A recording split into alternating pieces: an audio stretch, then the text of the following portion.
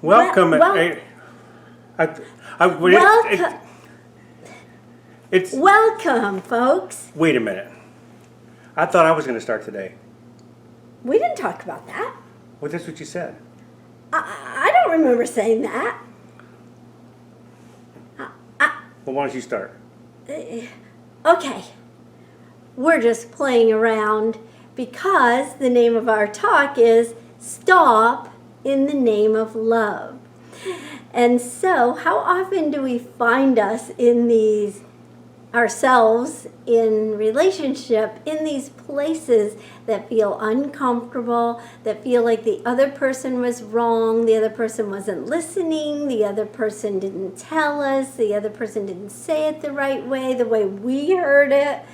You know, it's pretty common nowadays, isn't it, with all the stuff that's going on in our nation and in the world in terms of relationships and being right and being wrong and being considerate and being compassionate and listening to others as opposed to just trying to prove our own point is right. It's a challenge, isn't it? Yes, we've been taking this opportunity to really practice that for ourselves.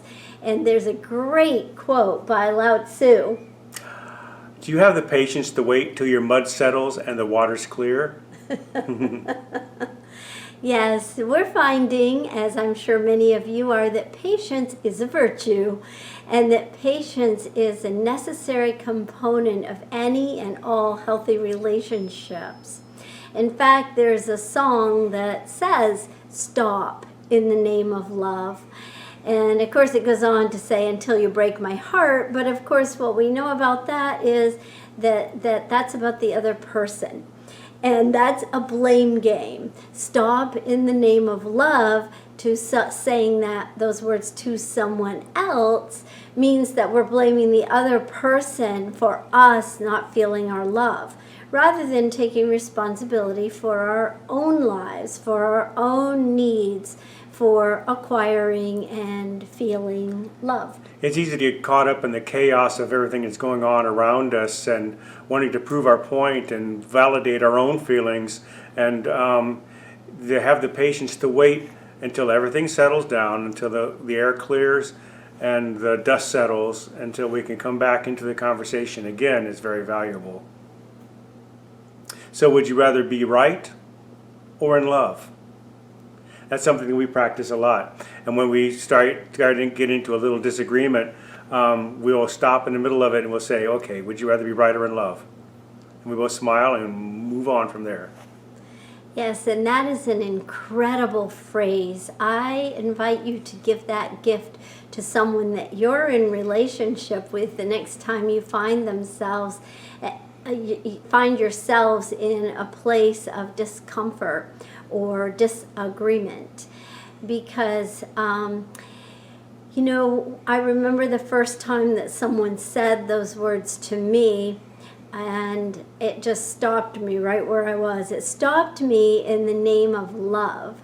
And so when you're in that place where you can't quite work things out and someone says, I would rather be in love than right. Well, for me, that meant that, wow, that person loves me so much and is so mature and so steeped in their own God, in their own love, in their own hearts, knowing of the divine and holy, that they are able to just get over it, just let it go. Now, of course, there are certain things that you do need to work on, or we all need to work on, or that we need to walk away from. But we're talking about just the everyday kinds of disagreements. It's more important to be in a loving relationship and to be part of that connected unity than it is to take sides and prove our own point correct. Yes, there are two great examples of this if you're interested in pursuing the art of loving relationships. One is Harville Hendricks and the other is Esther Hicks. So Harville Hendricks has several books that you can read about the Imago practice. And in that, they talk about mirroring and validating and making I statements.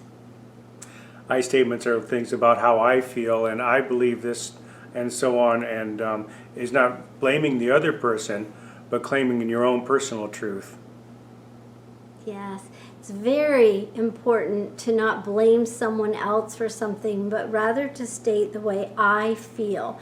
And mirroring is about when you listen to the other person say how they feel, then you try to say that back.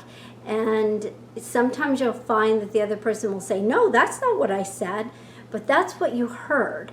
So trying to get their words as close as possible is really important. And the other one, validating when someone makes an I feel statement. It may be I feel you, I feel that when you do this, I feel this.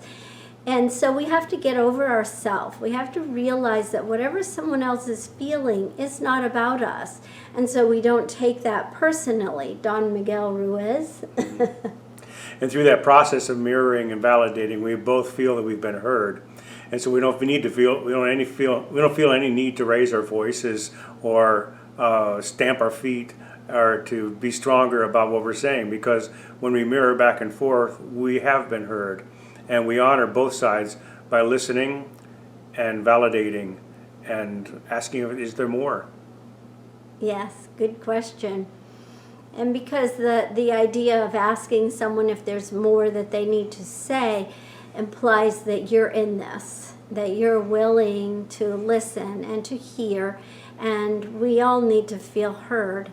The other one, Esther Hicks, talks a lot about the law of attraction for every topic, in fact. Another good person to Google during these times. And she talks about setting the tone of vibration in relationship. She says you have the power to evoke from others the relationships that you desire. But you cannot get to a new and improved situation by giving your attention to a current situation that is lacking. So that speaks to us stepping outside of seeing lack and limitation. Did you want to say something? Well, I don't know that Esther Hicks ever talked about this, but there is also it's a law called the law of entrainment, and it's the idea that as we send out a certain vibration, that vibration will attract similar vibrations, and they will slowly become in alignment. It's the idea that if you go into a clock shop and all the clocks pendulums are going, eventually there will come a time when all the clock pendulums will begin to go at exactly the same time, because of the law of entrainment. They're all actually locking in to one constant, steady, uniform energy, and so all of them will click at the same time. The idea of using our energy to evoke others, to not necessarily to evoke or coerce, but to align with others so that we become in alignment with each other, is giving and being sensitive to others and creating a relationship that works for all of us together. The law of entrainment. So that would look like the pendulum swinging, not going bump, bump, but rather going, ooh, yeah, sway together. Cool. Sometimes it takes some practice. As everything does. So, and that is similar to the law of attraction, where Esther Hicks says, if you will simply imagine your life as you want it to be, all cooperative components will be summoned. And even more important, all components that are summoned will cooperate, rather like those clock pendulums. So then we look at the idea that what we're creating in our relationships is intimacy. What does intimacy mean to you? Intimacy. Intimacy, knowing me well enough that you can look through my eyes into my heart and understand me. That's invaluable. So the next time you find yourself in a conflict with someone, I dare you look into their eyes and look down into their heart in your own mind's eye. and see their heart, see the child in them, see the God in them. Not staring them down. Now lovingly looking into their eyes until all you can see is the love. And that's intimacy.